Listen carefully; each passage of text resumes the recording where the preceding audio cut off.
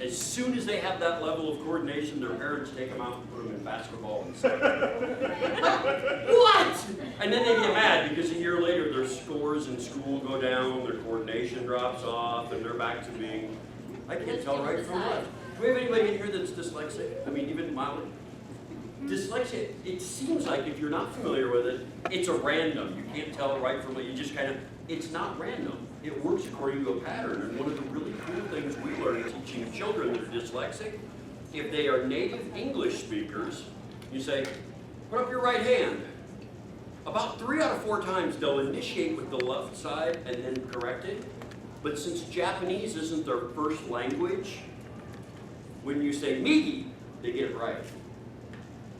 Because it's not how they're wired, because they have to think about it first. Because you did the thing, you went like this, and then someone did. And that's kind of what happens, that if it's a second language. So in classes, the kids, we just do as much Japanese as possible, and it's amazing how well it works.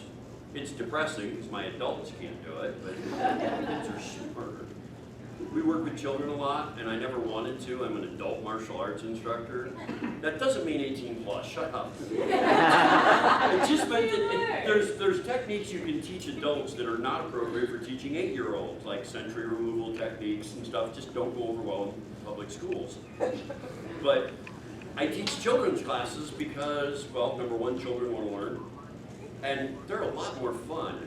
And actually appreciative. I show up in public schools and I'm treated like a rock star because the kids are, Sensei's here! And they're all yelling and screaming because where else can they go to gym class, knock somebody down, and not only do they not get in trouble, they get complimented for it. That was great, do it again!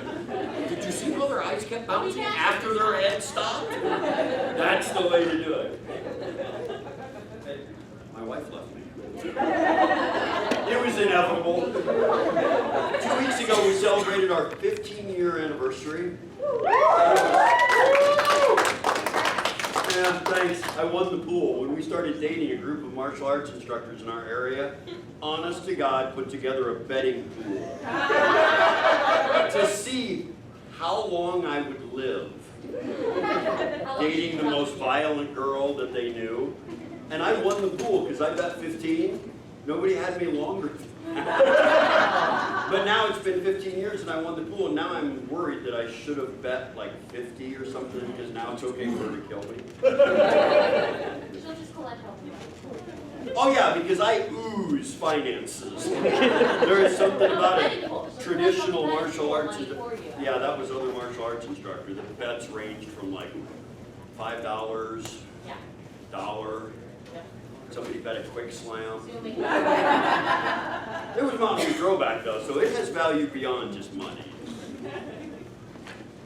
But we're, I hate to go over, the guy who's in here after me is kind of a jerk. You guys got quiet because you haven't seen the schedule. I'm next. He is a jerk. I'm so mean I don't even like myself. You know, everybody else laughed and smiled. You just looked at me like, of course.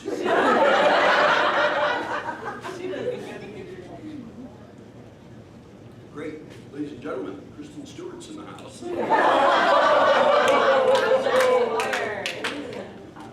worst part, I've never seen the Twilight movies. Good, don't. I don't want to. No, they're horrible. He's a boy. But I actually saw her in a movie. She was in a horror movie called The Messengers.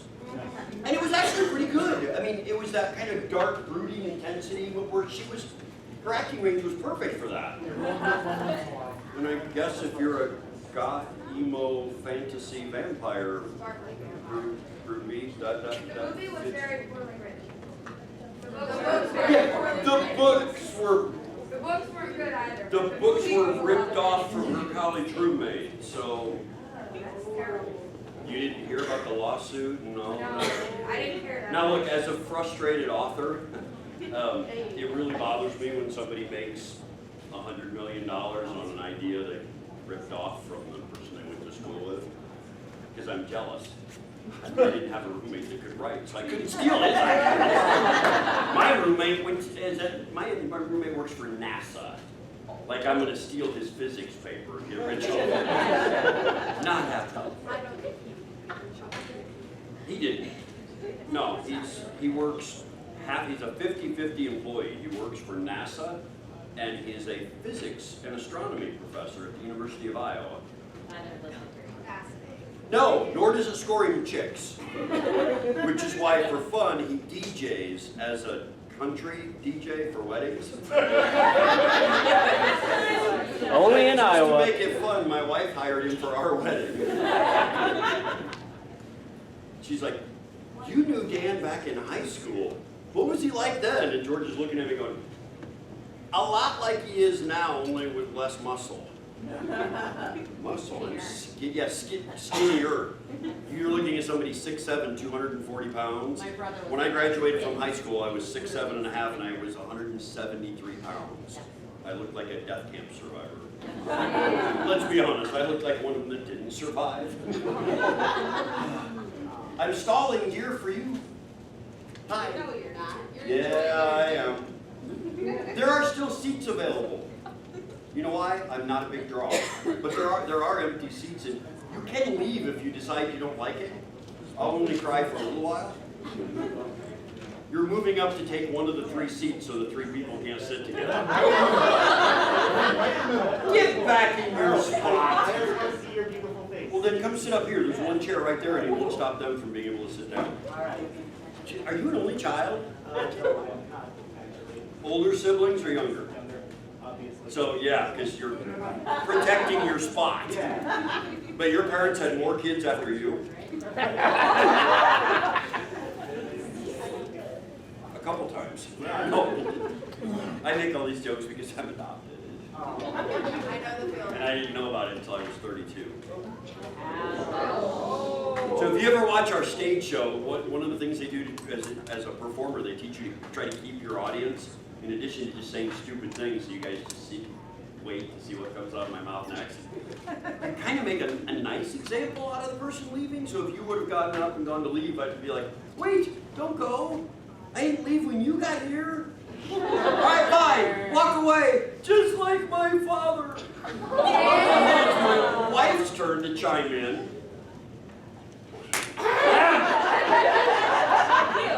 It's okay, dear. Your father didn't walk away. He didn't? He ran screaming. At least I know who my father is. You think you do? And that's our little routine to let people know, hey, if you really have to leave, it's okay, but I'm going to make fun of you and point you out. So people will stay. And I don't think about things. Once I'm on stage, I mean, it's on. I don't care who's in the audience. Some kid got up, went to leave, and my parents were sitting right about where you are. Right about where you guys are, but over one. At this convention, the only one my mother's ever gone to. Kid goes to leave, and I launched right into my thing, and Jill missed her cue, like normal. I mean, she wouldn't say anything, and I'm like, "Say the line." She's like, "I don't want to." I'm like, "Say the line, I will replace you." But it's been 15 years already. So she said that, well, at this point, it was only like 9.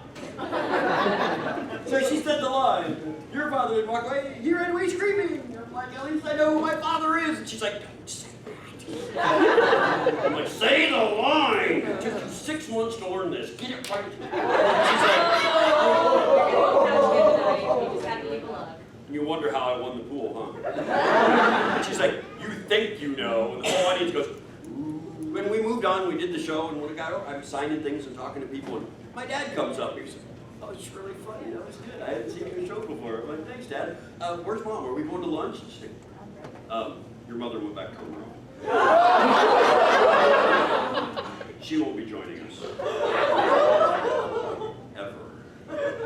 My mom didn't speak to us for 3 months. In retrospect, best idea ever. You would have said the line. Because again, I wasn't adopted and didn't know about it until I was 32. It was kept from me. And I found out because my ex-wife told me during a fight.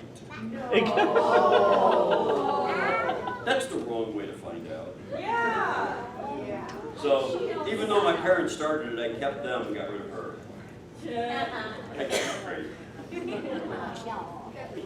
See, that'll get me out of trouble for about 30 seconds until I say something else. Solid wording about those or something. It wasn't, for being who I am, I actually do things right once in a while. Like our 10th anniversary was also at a convention. We were at ACON for the first time, but we were in Dallas. J. Michael Tatum's a friend of mine, so I called him for some help. Said, dude, you live in Dallas. What can I do for our 10th anniversary? So we lined up.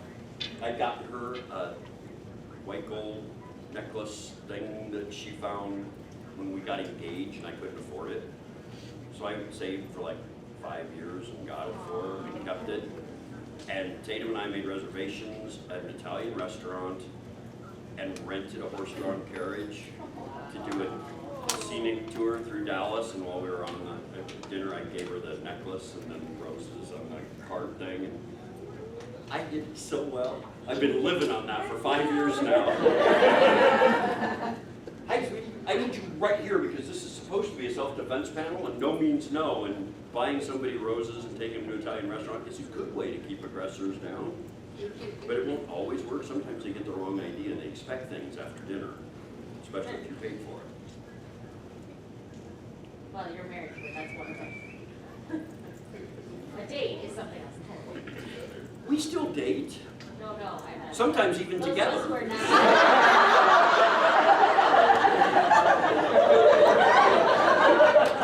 On your 20th anniversary, you're gonna have to knock 30 seconds is gone. Yep. Does he ever get to sleep in the room with you during a convention, or is it always the couch? Or the floor. I tried to sleep on the couch last night and Allie kicked me out. That's your shirt. Oh, like it's a self-portrait. Remember, I used to be really skinny. No fires. Yeah, she gets away with wearing what, yesterday she was running around the convention in a Glock Girl t-shirt, which is a handgun company, and if I wore that, there would be somebody offended. I don't know, if you wore a She wears black girl shirt with shiny pink letters, you'd probably get away with it. Yeah. Fair caught. All right, $20 is $20.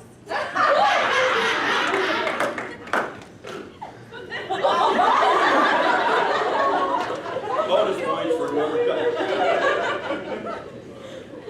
All right, well, all silliness aside, well, temporarily aside, this panel is called No Means No. This is our self-defense panel for anime conventions. Anime cons are really, obviously, fun and inclusive places where it's supposed to be safe for everyone. You can go, you can show up, you can let your hair down, and just be yourself. And everyone is supposed to be accepting and kind and wonderful. And one of the cool things about anime cons is this is an environment where everybody hugs. This is not a business deal. All right, we closed our merger. You have a business meeting here and you decide, hey, you're going to photograph me for cosplay. It's a hug time. And but not all physical contact at anime cons is welcome. I know that comes to us as a shock to some of you guys. But there's a reason why you have to walk around with a free hugs sign. Sometimes you don't want that kind of attention, and it's not always easy to discourage someone. And there are different levels of response, starting with just simply the looking away, and maybe if I ignore them, they'll disappear, to shooting them in the face with a bazooka. Shooting them in the face with a bazooka is not normally a proper reaction for someone who says hi to you without asking first. Especially at this, this is a very loose weapons check convention. Yeah, there was a kid running around yesterday with an actual steel broadsword that came to our sword class. Yes, that's awesome. I He hate still being got in it. the Army. But what we're going to do is we're going to go over a couple of really cool moves that start easy and effective, but can be adapted if the situation gets more serious, so can the response. Okay, I teach Muay Thai kickboxing. For anybody that is familiar with that, it's kickboxing from Thailand. They kick with the shin instead of the foot, and knees and elbows are not just legal, they're considered the highest form of the art. It's really nasty. And a Taekwondo instructor, friend of mine, come to class, watch. And at the end of class, he came over and goes, you know what, your art is comprised of everything that's a foul in what I teach. Yeah, but it works. It's the striking platform from modern mixed martial arts. But Muay Thai kickboxing is not always the right defense for some guy who just wants to hug or keep his hands on you when they don't belong there. And he doesn't really mean anything, he's just dumb. And it's hard to separate dumb from creepy with men because the two are so closely related. So we also teach samurai unarmed combat. This is Aikido Jitsu. The modern version of it is called Aikido. It's about joint locks. Everything's very circular and flowing, and it looks beautiful, like a ballet. The downside is it loses some of its effectiveness in its most modern form because they debate whether or not it's even a martial art or not. Now, if you have to ask, it's not. We're going to do a little bit of the older stuff that was designed to work against people who are wearing armor, because armor is still segmented and has joints, so the moves were designed to work on the battlefield against somebody who's wearing armor, because that really cool reverse punch you learned in karate class does not work against plate mail. What? Nope. What? Nope. And now you have the beginning of Karate Kid 2. Anybody that saw that? What? Deadpool. Great. So what we're going to do is we're going to work on a really simple thing. If you want to move something large, find a lever. Something smaller that's easier for you to turn, like turning the wheel on your car, and it turns the whole 4,000-pound automobile. We just need to find where the power steering is. Grandma always made for years. That is not. Downside to ears, though, is ears don't relate to anything structural. And this is why we don't actually teach pressure point stuff either. You know, you got the spot behind the ear and the nerve and the elbow. There's a lot of pressure points, but pressure points work on about 60% of the population. That's 3 out of 5. Okay, that's not great odds for self-defense. They're big with bouncers in crowd control situations where you have time to dig and find things. What we work on is structural, and it's supposed to work on at least 95% of the population. I see the hand up. So a lever would be the thumb or the wrist? You're really close. We're going to do a couple moves today that start with the fingers. In Japanese, it's yubidori, finger controls. You know what? Our stage show, she gets to win. Because if I win doing a public stage show, we get complaints from women's groups that we're glorifying violence against women. It happened on a live TV show where our stunt guy didn't show up for me to throw, so I had to throw her. Initially, she was supposed to do the interview while I was doing the body slamming. My demo team member didn't show. We were walking out, live TV show. I'm like, what do we do here? You throw me. And she's like, I don't know what your plan was to throw. I'm like, you're doing the interview. And she's like, yeah, but that was your part. So we're like, what do we do? And she's like, just throw me. So I did the interview. So lady's interviewing me, and Jill was doing her level best to kill me. Kicks, punches, tackles, and I'm just turning and flipping. But it was awesome. 15 minutes later, we're done, and shake our hands, and I'm walking out, and the station manager called me and said, we need you to issue a statement. We've already had 3 phone calls from women's groups that are complaining that we're glorifying violence against women. Is there a statement you can give that would explain why you were just beating your wife? My stuntman didn't show up. They wouldn't have. You know what I said? I said, sure, just tell them they don't know her like I do. To his credit, he actually laughed. He said, there's no way I can issue that. So I had to launch into this big historical explanation of how in Japanese martial arts schools, at the end of the 19th century and the beginning of the 20th century, when the instructor would travel and perform and do demonstrations to get students to come to his system, the position of the fall guy, uke, was actually... I didn't realize until I started doing anime cons that traditional Japanese uke has a different meaning here. On the dojo floor, uke just means receiver of the technique.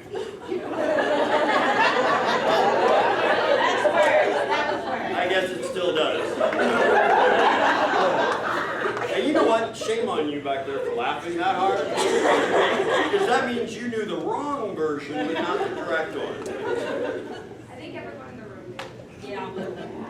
There's a couple of you that are, thank you. You're a fine moral upstanding from it. No, probably not. He's just here for our souls. I had to explain that it had always been traditionally the person who's fall guy for sensei in public demos was the toughest person in the dojo. I mean, that was their job, to get beat up regularly. And for a woman to actually occupy that position in a dojo was relatively unheard of. So it was a huge status thing and position of honor for a woman to be able to, it'd be like a woman being the top points earner in a rodeo competition, bull run. It just doesn't happen. And so for her to be able to do that was amazing. And they're like, oh, okay, great, I can use that. And they don't know her like I do. So we've made sure since then for stage shows, she always gets to win because spousal abuse is funny almost everywhere as long as it's the girl beating the guy. But when we're demonstrating things, it's usually me that gets to win because she will hurt me. Why do you think the demo team guys didn't show up for things? My demo team members used to come to me all the time and say, look, can you do the throws in the demo because your wife hurts me? We're so white. Oh. So we're going to work on self-defense, getting someone's hands off of you. And that can start with just them reaching for something they're not supposed to reach for, to them grabbing onto your arm, to them grabbing onto other things. And I'll let you guys practice that on your own. We made that mistake once. We were showing a move for, the guy who just is irresistible and he puts his hand here and maybe you're okay with that when the hand starts going south. And demonstrate that with my wife, and when my hand starts moving there, she grabs my hand and ducks underneath and twists me into this shape, makes me She missed a con once, and our helper was like, she'd already been through this, she knew her job, we practiced it in the hotel room. We got down here, and she got stage fright because there was a crowd of people watching. I'm like, so, what we're gonna do is this, you got your hand here, and I went da-da-da-da-da, and she didn't move, and I grabbed her. Have you ever been in one of those situations where you do something wrong and you're too terrified to move? So we're both just standing there, and and this is a panel on no means no. Like, I am so fired. And she just smiling, waiting for, what am I supposed to do now? What do you mean now?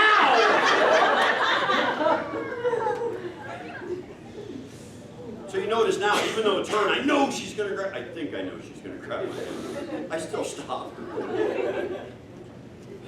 Inch of airspace. It has to be more than an inch or somebody's gonna think I know. So, we're gonna work on this. So you understand the small lever thing? Bad guy is just gonna do half a zombie thing. Right arm out, ta-da, that's the whole thing. This right side zombie, left side doesn't exist. In real life, it doesn't matter, they can reach out with both hands, but that would obscure your view. Bad guy's gonna reach out with their right hand. What I want you to do is take your right hand, turn it so your thumb's pointed back at you. Ladies, this is easy to remember. It's all about me. Guys, for those of you still sucking your thumb goes in your mouth, not theirs. Because that's the wrong time to find out zombies are real. Half zombie, no mouth. So what we're going to do is this. Bad guy reaches out, and I want you to reach out with your hand. Your thumb goes underneath their fingers, and your hand goes across the back of their hand like this. You want to get fingers more than the back of their hand, okay? Because what we're going to do next, we're going to grab this part, and then... It sounds like a fire engine. I mean, restless but not making noise, and as soon as she pulled out, the siren started. That was awesome. We have our very own ambulance. We're going to do this. You're going to grab their hand. Step number one. Step number two, I want you to take their hand. Do not raise it up, okay? It's the easiest way to move their fingers, but this doesn't do anything except open you up for getting hit. I mean, you're almost turning their shoulder and inviting it. He asked for it. So, step number one, grab fingers. Step number two, keep their hand where it's at, but bend the fingers straight back, okay? You'll reach a point here. Do you see how her elbow just flexed a little bit? As you bend this, you are stretching ligaments and tendons in their forearm. The goal here is to put enough pressure on it she's done this a lot, so she knows to bend the knees a little bit to absorb some of the stress and make that face because it's unpleasant. Not everyone's gonna bend the knees, they're gonna lock their legs. You shouldn't hurt them. So here, you're gonna bend this back. Not everybody's gonna bend their knees. They may stand there, legs locked out. Teenage boys, it's like they fall asleep during class, so they're like a horse. They lock their legs and just sleep. We're gonna bend these back. They may not bend like, but your goal here is to tighten everything up to where this gives you control over their center. Okay, they can't, like what if they kick you? From right here, you can't kick very hard. Pick up your foot. Pick up your foot. You can do it. It's possible, you can actually hit, but you can't kick with any sort of force. Okay, so we're not talking about, I touched you. Say, no. Do you want to switch sides? We can do left-handed. Okay. So this is all we're going to do. 1, 2. Once you have that, take this, and I want you to turn it to the side. It should turn their other shoulder away from you so you are less likely to get punched with their other hand. Does that make sense? Do not put it behind their back. Okay, from right here you have tension and a little bit of control. If you try to put it behind their back, right there you lose everything. You're starting to get the chicken wing, but she's got time to turn and move. Yep. I'm actually torqued, and she can hit me with an elbow or turn this into something else. So, 1, 2, 3, and then once we're here, I want you to take your left hand, reach underneath. Now, if we're in close self-defense situation, when you shift in, you're going to trap their elbow against the upper part of your arm. Put it inside your shoulder, so when you're grabbing the back of their hand, they can't bring that up and hit you in the face. Does that make sense? Okay, crowd control stuff, you don't want to be right here. Because bad things happen. Focused elbow or even just forearm to the face is unpleasant. So you trap it, but we're going to reach around. You want your thumb on the same side as their thumb, and these 2 fingers try to get the pad on the palm of their hand from right here. And then you see how I'm facing you? You are not my problem. We fixed that already. We made you sit up right. She's my problem. And it's important in life that you face your problem. So after you get a hold of their hand, turn and face your problem. And that tightens the ligaments and tendons in their arm fast. Then you have them up on their toes. If we have anybody who knows anything about modern Aikido, what they say is it takes 16 pounds of pressure to perform the techniques in Aikido. Once you have them up like that, you can throw them in front of a bus, down a flight of stairs. There are really cool takedowns on this that involve body slam. Knee on the back, between the shoulder blades, hands full of hair, and then you explain facts to them. No, no, no, do not treat women like that. Or me.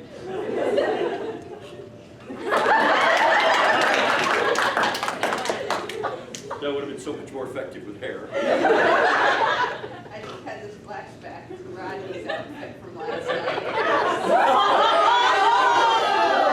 night. See, we could have had Rodney in here practicing this. He would have jumped right on the floor. Oh, yeah. Yeah, that kind of makes, that's a whole different problem. That's a different kind of show. Yeah, we did that last night. Yeah. Half zombie. Step 1, right hand, reach out, grab fingers. Make sure you take the fingers on this. If you grab lower, where you're putting your thumb down by their thumb, it makes it really easy for them to... That was not part of our demonstration. No, that's very close attention to where we're putting our thumb. Hi. She likes. So, you grab where? Fingers.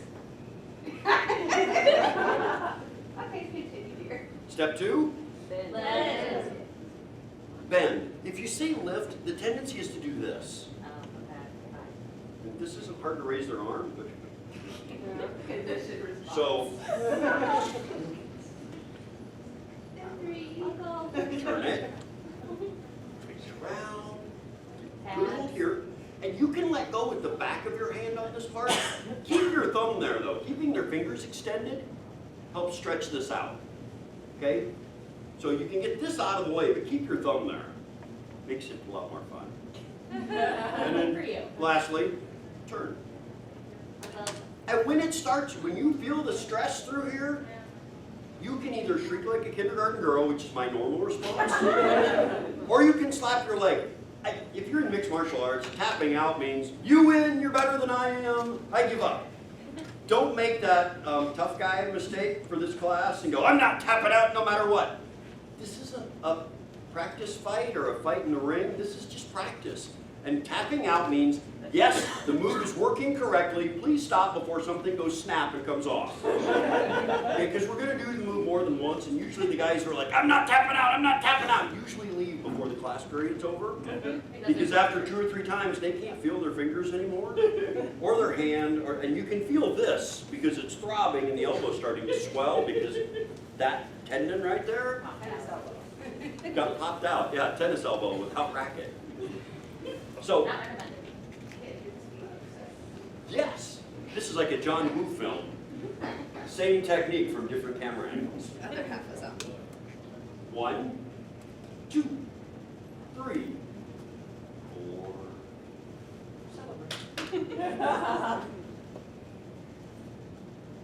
No, Victor!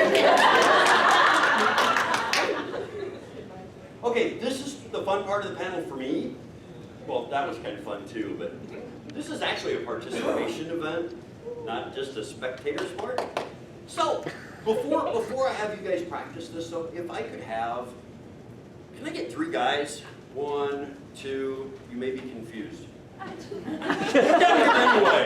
I don't want to be sexist, or whatever the current term is, because, now see, here I am apologizing for being sexist, and then you do the gentlemanly thing and let the lady go first. Shame on you. I didn't see you, I just seen someone. You do this with who? My dad. Oh, I think that I heard I do this with my dog. You have a very understanding pet. Okay, what I want you to do is I want you to demonstrate this move on these 3. And I limited it to 3. We did the self-defense panel at ASIN. We had 500 attendees doing self-defense. And I'm like, now everybody expects us to work with the big guy doing it. Can I have some guys volunteer to let my wife do this move? We had 75 guys line up down the middle. And she's doing a slightly different version of this, where she's, and it looks like a knighting ceremony. A guy comes out and she goes, wait, and they're all going back, oh dude, did you feel that?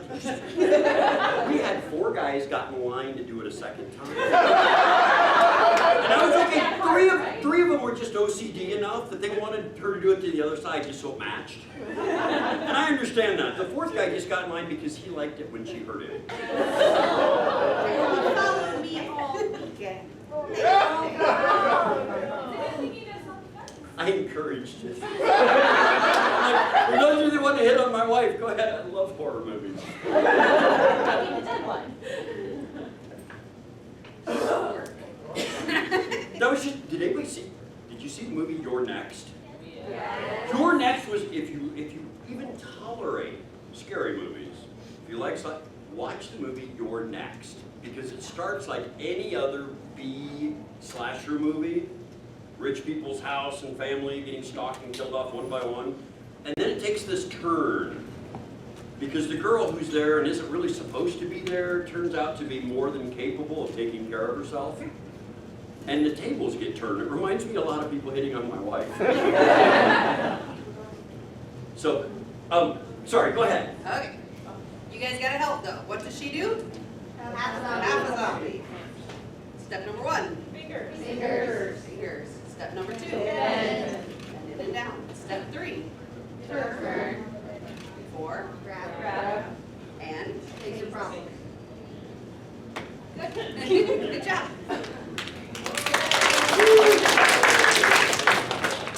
Really, you applauded the efforts of the half Pick us up. zombie. All right. Step 1. Fingers. Step 2. Bend. Step 3. Fingers. 4. Grab. 5. Fingers.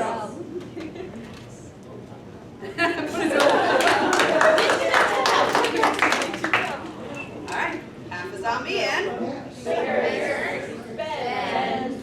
Twist. Grab. Face. good job. Now see, you notice, that's a strong guy, big forearm. She had a harder time on all fingers, so she kept the two that were the most dominant. And one of the downsides, if you'll let me, one of the downsides to bulky upper body guys is the tendency is not as flexible. And it didn't look like she had a lot of twist on that last before he tapped, but that's because everyone stretches differently. There's gonna be some kid in here. Morgan, where's your husband? Stand up. See that guy? That guy is what we call rangy. Another word for it is thin. But you can run into people that are built like that, and they're going to be able to stretch so far, you're going to have both of their feet up off the ground before they tap. And you'll have other people that just that twist, as soon as it starts, they're done. So when we do this, I want you to do it at the same pace she did it at. You can be just as mean, but go slowly so the person has the opportunity to tap when it starts to hurt. Tapping after something goes snap or pop or crackle, I just had the Rice Krispies thing, is too late. And I don't actually want anybody to get hurt. I want you to understand that this stuff works. But the best thing about it is you can take it to whatever level it needs to be. If it's just casual, somebody going, and you push them off once, and they're like, oh, come back here.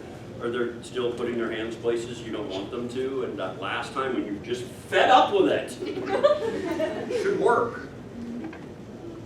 You can always, oh, really? She kept touching me.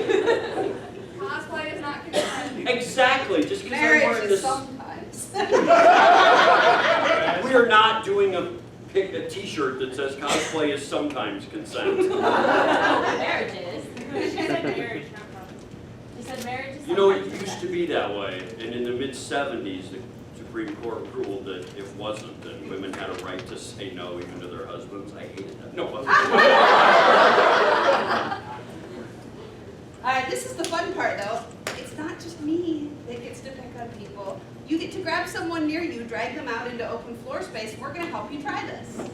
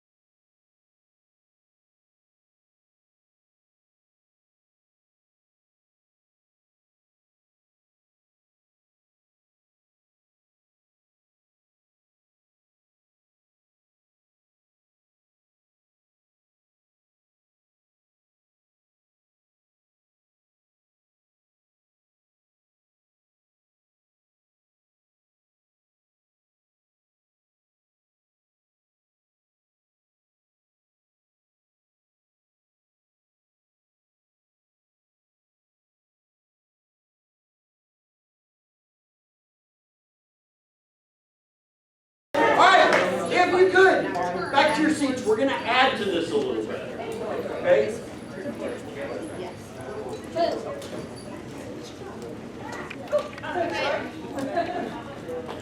One of the downsides to doing the finger bending version of this first, it's more directly applicable to an anime con style environment where you may just have people who can't keep their hands to themselves. They're not really trying to hurt you, but they are trying to be overly friendly, overly familiar, overly handsy, where they're reaching out a lot. And this is a way of intercepting their hands. But doing it, yes ma'am? What if you're reaching out with both hands? If they're reaching out with both hands, the same thing works. And for the girl going, so I can get out of this any way I want. Yeah, as somebody who doesn't know it, you notice how fast that happened? And that was still relaxed and conversational speed. In real life, I would have let her go all the way to the floor and bounce her chin off the ground and then taken her rebound to bring her back up to her feet and then whip it this way and then down. Do you remember the Flintstones? Do you remember Bam Bam? Do you remember how he got his name? That's the stuff we teach. Bam, bam. If they're reaching out with both hands, it does change things, and you are skipping ahead to the final move in what we're doing today. Because I am going to let you guys choke each other today. Oh, look, who didn't want to choke their best friend? Or their new friend. You had a very strange childhood, Dan. Yes, I did. And it's genetic. My daughter was caught in our dojo with a new girl at class, and she's like, "You're my best friend," shaking her. I'm like, "Amanda, what are you doing?" She was practicing. The worst problem is your wife likes it more cute. It's not a problem. Anyway, the downside to doing the finger stuff is that that's harder to get than the actual twist at the end of it. So if we could backtrack for just a moment, we're going to do a different version of this just so you can feel the payoff at the end. Does that make sense? What we're going to do is this. Both people right foot in front. We're going to shake hands. Remember that whole you ask first? This is why. We're going to start just as a handshake so we can figure out the move. Step number one, you're going to take your other hand, put it on the back of their hand. So basically, you're making a sandwich. And the bad guy is the peanut butter. Yep, I'm really happy to meet you. Step one, sandwich. Step number two. Hi guys, this is awesome, but you're distracting my panel. All right, I'm taking that. Okay, thank you. Not trying to be mean, but that's hallway, not... Yes, panel, unless you'd like to participate. This is how you pop Pikachu. Twist, snap. And then that's Baymax with the Scotch tape. See, I can nerd for a little while. Step one, make a sandwich. Step number two, we're going to take the sandwich and turn it out. Do not turn it in this way because this is the wrong time to find out zombies are real. Remember, on the sandwich, you're the outside. That makes you the bread.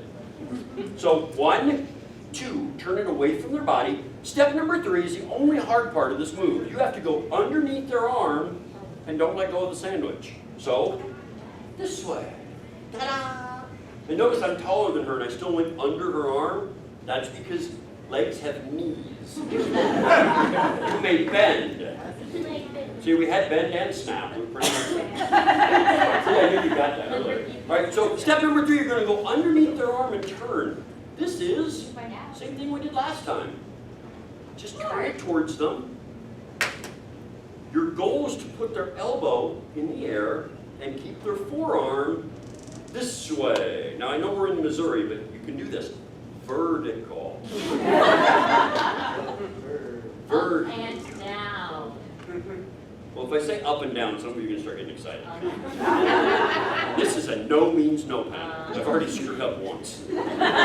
So, I want you to watch. This is our handshake. 1, 2, 3. The fun part about this move was made for short people to do to tall people. I teach this to kids in school and they go home and they say, "Dad, shake my hand," and grab and swing. Underneath, and they go, "Oh my God!" And my wife left me. Okay.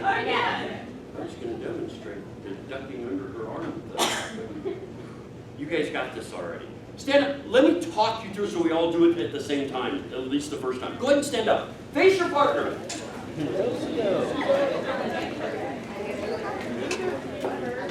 All right. So, shake hands. I don't care who the good guy is, who the bad guy is. We're going to trade jobs. Step number 1, good guy. Make a sandwich. No. Step number 2, take the sandwich and turn it out. Now the bad news is you need to move this way because that chair is right where you're going. All right. Step number 3, go underneath their arm and turn. Point their elbow up a little bit and then nicely turn towards them. Toward that arm until they tap.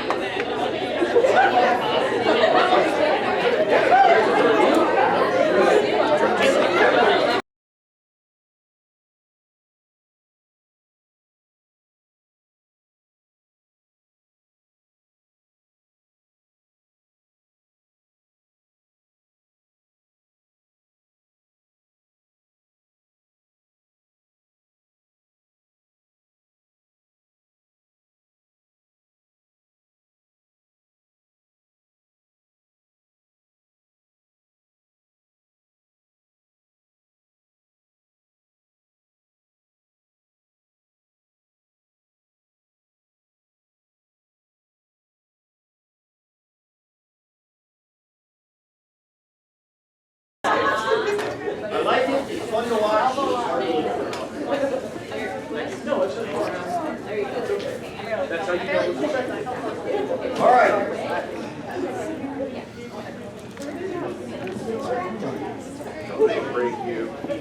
It's a little under. All right. It looked like the practice version at least led to much better results for the twisting part. I mentioned before, this works really well for shorter people against tall people. This came about as a battlefield technique, not as a handshake thing. But that was bad guy with a knife or a short sword or even a spear. You look too happy. And way too prepared.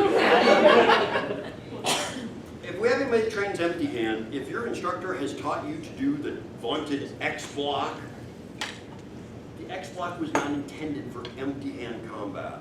The X block was designed for 2 weapons, whether they're short or long, where if somebody attacks, you can block up or you can block down, and the goal was to leverage their weapon down in front of you and then be able to counter. Empty hand, the X block lacks extension. If someone's attacking you with a knife, 80% of the time, the attack goes to the torso in a street fight. If they're yeah, they don't attack for the head very often because bony and not a lot of, it's too easy to miss. So, Your eyes. really, I've never known anybody to attack somebody in a street fight aiming a knife at the eyes. It's a really small target.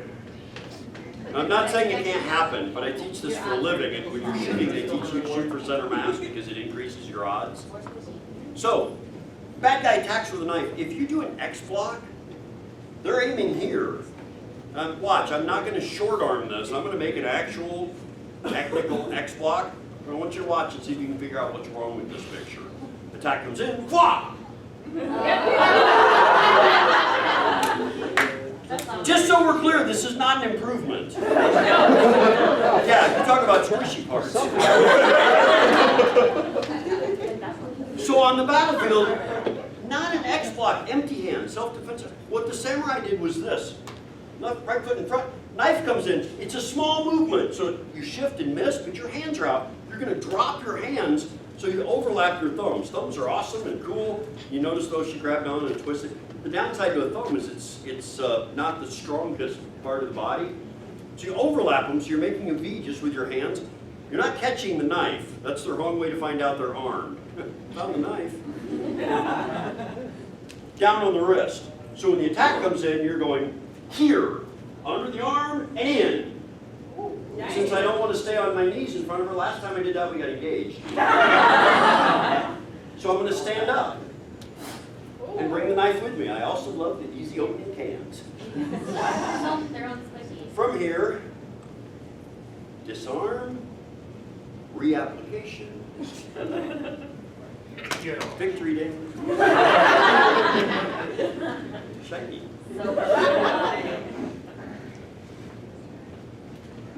I have a question. Was stuck in her body.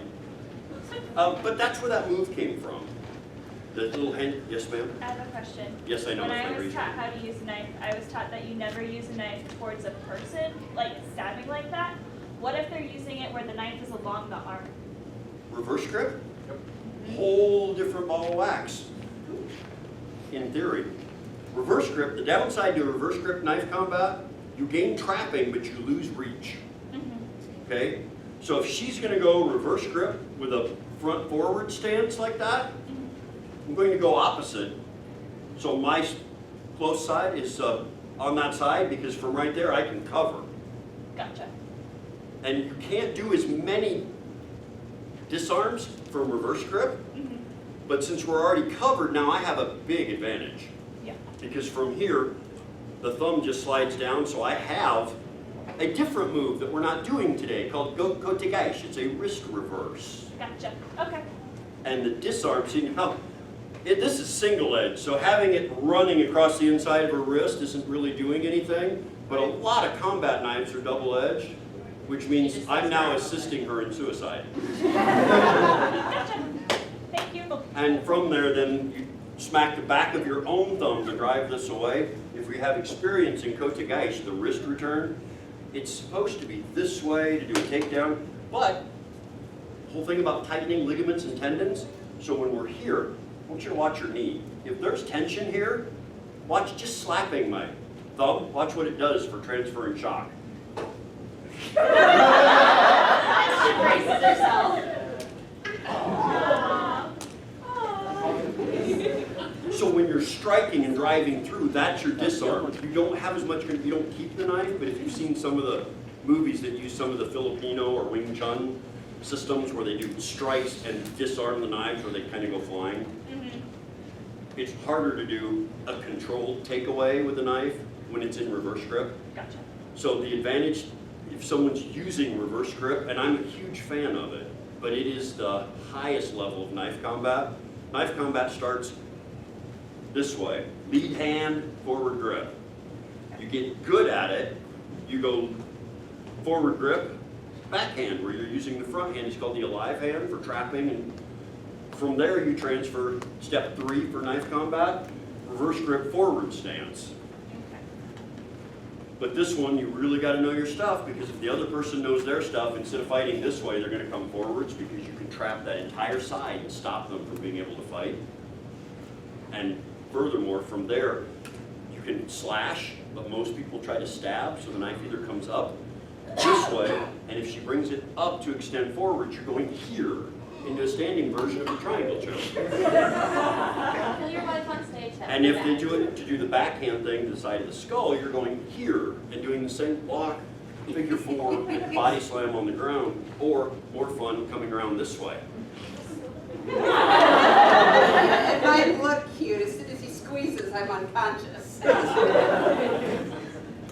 And this is one of the only ways you can actually get the knife disarm, is as you increase pressure, it makes the fingers pop open. And from right here, I have everything I want. As far as like again,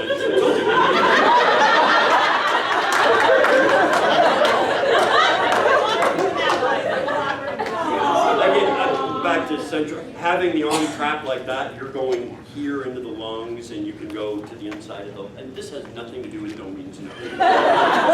The creepy guy comes up and he reaches out to give you a hug. You're gonna go 1, 2, 3, 4, and then drop them.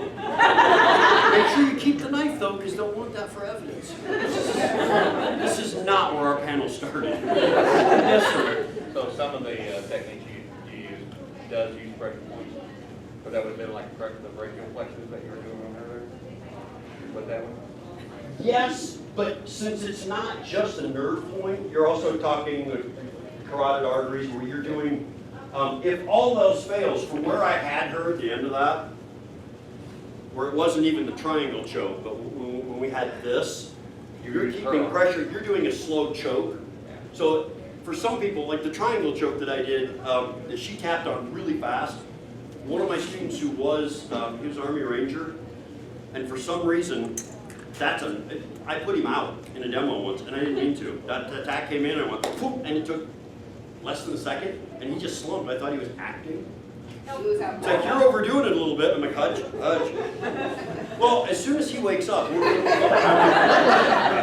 because that nerve, it didn't work that way. For most people, it doesn't. But it's a control then, so that when you're here, and most people do it wrong. They try to pull it against the chest, and then you're just squeezing. But this isn't going to work, and I'm not going to get the choke either.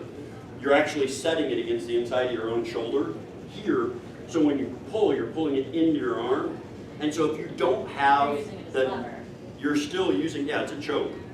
And you've got this on the back, so you have leverage to do a full takedown and keep them there as long as you drive the shoulder.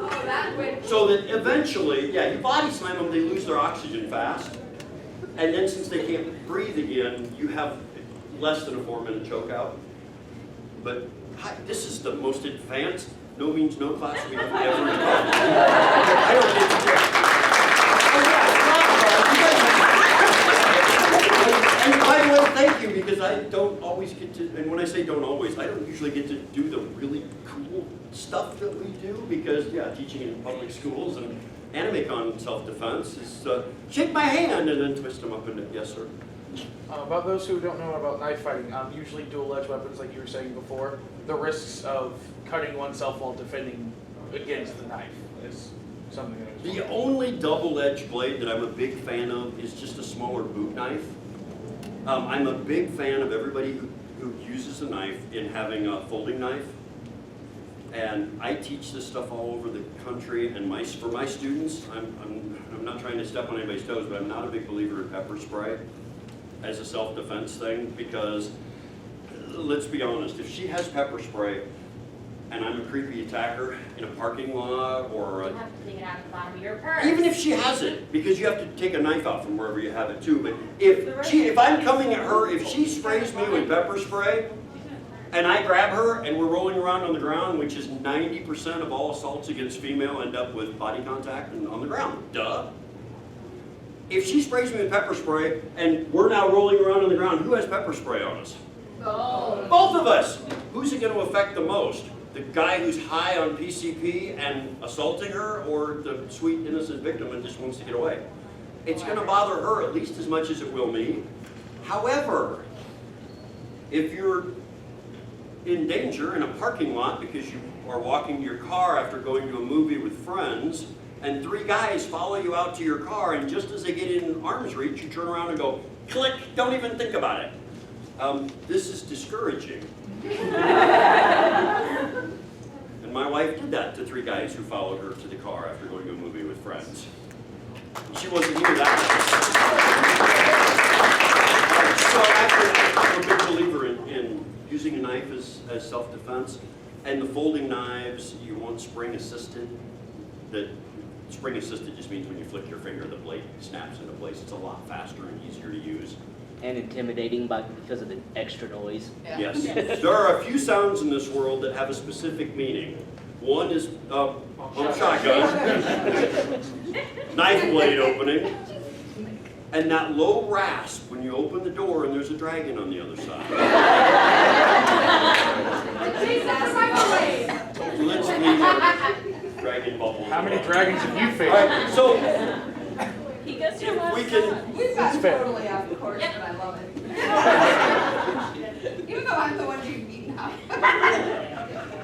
So if we can leave all of the extreme violence behind for a while and just get back to the measured response level, that if anybody asks when you go home and brag about all the stuff we talked about at this panel, I'm going to say this is what we worked on.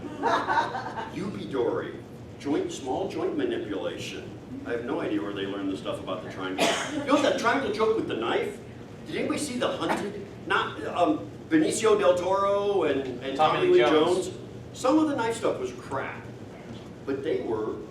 Why did we switch sides? Oh, I thought we were having to trade roles. But no, this is fine. Tommy Lee Jones is a special forces vet that goes nuts, and they bring in his survival expert instructor to try to track him down and catch him. While they're chasing him, he's in a hotel, he's in the basement of a hotel trying to elude the FBI. One of the FBI agents pulls out his gun correctly, tight, brings it forwards. Benicio del Toro pops knife in reverse grip underneath the draw, and when that comes forwards, he goes here, in, up, into the triangle choke, both hands, in here. Really, this is what's going to go on the contract. And in, so we're doing the triangle choke with the blade going into the neck, and I'm like, I know that move! That's awesome! It's my favorite movie ever, and it's a terrible movie. But it had that move with the triangle choke with the reverse grip knife. So Done properly. I'm a huge fan of reverse grip stuff and using the alive hand, but it's not something you do your first year of knife combat. Your first year, you're basically learning fencing. Way forwards, chin covered, and lots of, How much do I need to actually scoot back to knock my head? lots of easy and nasty stuff, and we do a lot of what we call knife sparring, point sparring. One of the neat things to do with rubber training knives is you get, if anybody does construction, the chalk lines, They're fun. you put that chalk on the edges, single edge knife just on the one, double edge you do both. And you go for, you set the timer and say go, and when the timer goes up, you stop and look. And one of the things all the really tough guys who come to the dojo learn in a hurry is they get hit. You have to be very, very good and very, very careful to not get hit. And everybody's gonna get hit anyway, eventually. But you kind of, I had a friend who trained for 13 years in Shinobi Ken and ninja martial arts. And he came to our school and just Had his ass handed to him. was gonna own everybody. So I let him knife spar with her sister. Because he's a master instructor. So I let one of my college girls spar with him, and she beat the crap out of him, enough that he threw the knife against the wall of the dojo and walked off the floor. I'm like, whoa, you don't do that, you're fired. He's like, I can't believe, I spent 13 years learning this stuff, it doesn't work at all, that girl just kicked my butt. And I'm like, all right, who thought she was gonna beat him? Like, every hand. Because, and I'm not picking on him, it's just what he learned was specific for something else. So he said, well, I can still do, we do empty hand stuff too. Nobody wants to do that. And Jill's like, I will. Pick me, pick me. So I'm like, all right, fine, we'll pick that girl's little sister. And you can fight her empty hand, just grappling. He's like, I'm not fighting a girl. And she's like, I'm gonna fight you. And so he went for tried to put her in the guillotine, which is a really dumb thing to somebody who knows what they're doing. And she ended up with him in the figure four, pivoted, flipped him on his, and sat on him. It's like, this is not working correctly. We lose more students because you're mean to them. Not me to them. The best ones stay. That's what she told my son when she kicked him in the head. Back to, It worked out okay. he wears glasses. He used to. Actually, that's true. I don't know if they're related, but we like to say those. So what we're gonna do is this. That guy is gonna reach out. Let's make this more fun. We've been doing so much extra stuff. Let's skip to the climax. Let's skip the foreplay. Only I can make those kind of jokes during a no means no panel. That guy's gonna grab you around the neck, okay? In a street fight, this does not happen very often, but we work with battered emergency shelters. The shelters aren't battered, but they have. Battered women.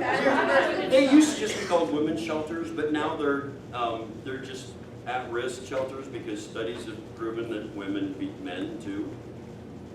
And so we had a guy, we did a seminar in Arkansas, and we had a guy that weighed about 120 pounds. His wife was over 250, and she used to beat him bloody and put him in the emergency room. Men get beaten up too. And you know what? He ended up, she got drunk once and came after him, and he hit her in the side of the head with a skillet. Good for him. He went to jail for it. What? Yeah.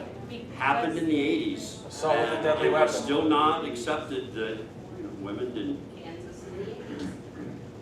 Large part of our country, but yeah, that was. So, at any rate, we work with shelters a lot, and in over 70% of dependent abuse cases, physical abuse, over 70% of reported cases involve a person in charge who's usually bigger, doing this because you just can't handle it anymore. You grab them around the neck, shake them all the time. And when you see this, I get more videos sent to me from attendees and other instructors and stuff going, what do you think of this move? Because everybody has a lot of them. And several of them we've seen. The first one is always this. Guy grabs you around the neck, you bring your hands up, you make fists, and you slam it down on their forearms. The problem is this, if they're bigger and stronger than you are, this is not only not working, you're pushing the first knuckle of that first finger, where they're doing most of the work choking you, deeper in. Okay, this is not gonna work. Okay, and I would really appreciate you not offering things because you don't know where I'm going.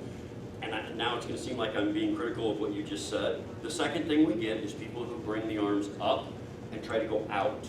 The downside is, even if they're the same strength as you are, this is working against their strength. Because as they choke, they're pushing in, and you are trying to resist force with force. And the bad thing is, if you bring your arms up to drive their arms out, if she cinches her elbows in, which is standard practice for knee sparring in Muay Thai kickboxing, you see how she just trapped my arms? What I'm left with is this. No, quit it, stop. And maybe I could headbutt, but that's only because I'm taller and have more reach than she does.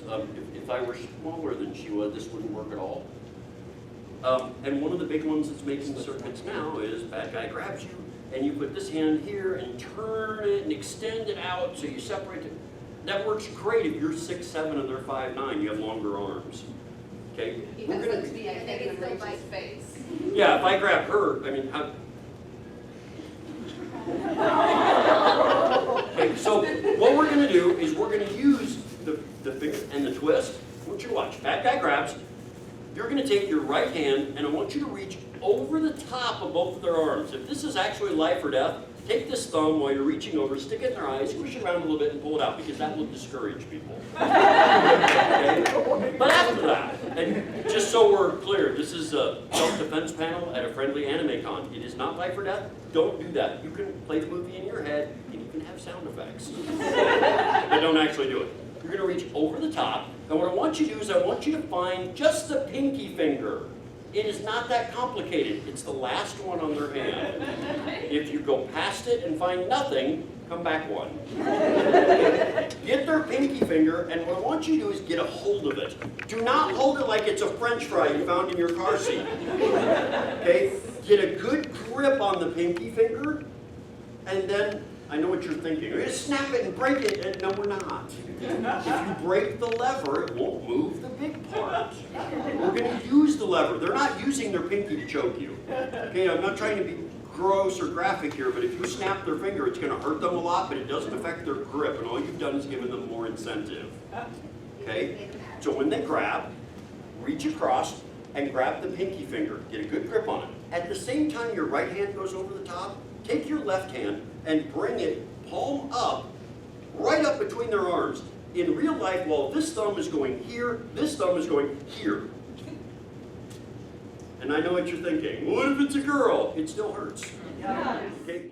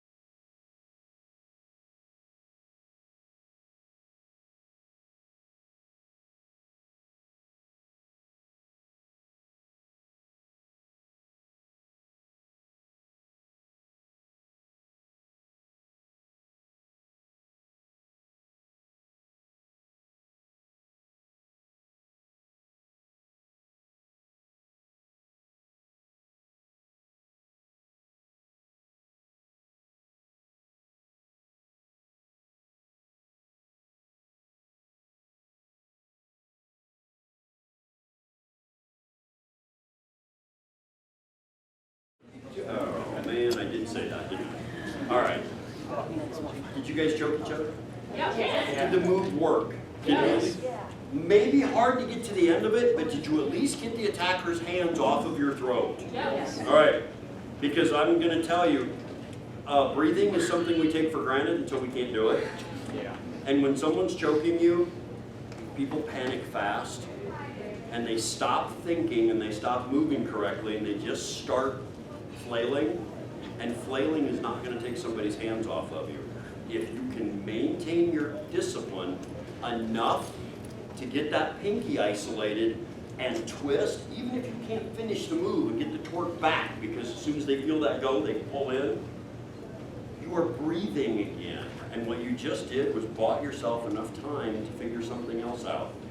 For those of you going, if I get in trouble, I'm just going to kick them in the groin. It doesn't always work, and if somebody's choking you, you don't have very good leverage for kicking, but if you can get their hands off of you, when they come back, I'm going to get you now, and step in. That's perfect. Field goal, it's good.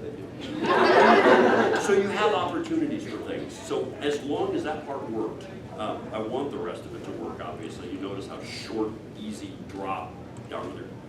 It's a cool thing. But you guys were awesome. Thank you very much for doing the class. If you're interested